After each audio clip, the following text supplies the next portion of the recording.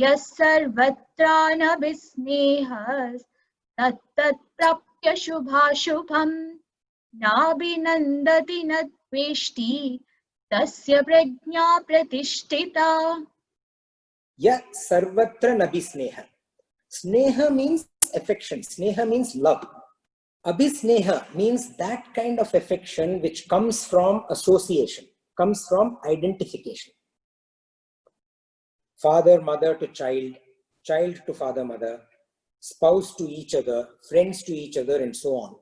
Any joy of theirs, any sorrow of that person's is a joy or sorrow for me also, because I identify with that person.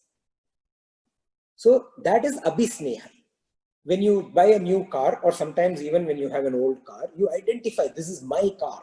When you identify, a scratch in the car is equal to a scratch in your heart. It's extremely painful. So when you possess, you become possessed. And anabhisneha means without attachment. And what? Tat tat prapya. Prapya means obtained. Tat tat, that which this person has obtained. What has this person obtained? That unattachment, that ability to being unattached, and unattached to shubha ashubham. Shubha is when there is congeniality around you.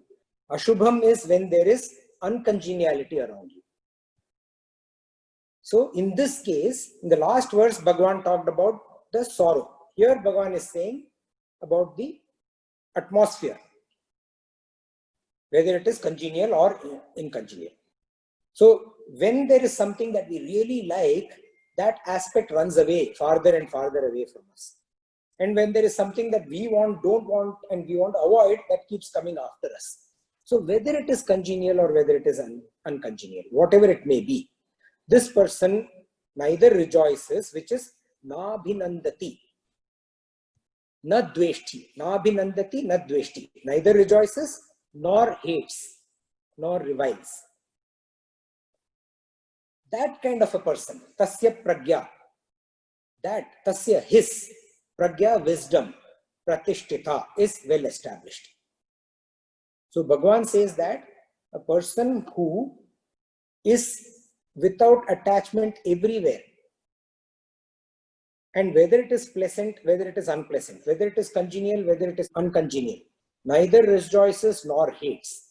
That kind of a person, it is said that his wisdom or her wisdom is well established. How does the Sthita Pragya think, speak, express himself? And Bhagavan answers by saying, what is it that she does not think? What is it that she does not speak? And what is it that she does not express? So there are 6 of these. Under sorrow, the person does not express suffering. That is number 1. Under joy, the person does not express longing. The person does not express himself as attached, fearful, or angry. Vita raga bhaya krodha. The person does not express herself with a sense of identification. The person does not rejoice in congenial situations. And lastly, the person does not hate in uncongenial situations. One of the best examples in our scriptures, in Purana, is Sri Rama. Sri Rama, if you read Ramayana, he goes through infinite such situations.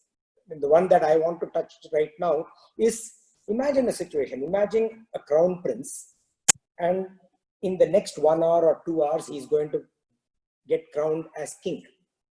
And the father is going to put the throne on his head.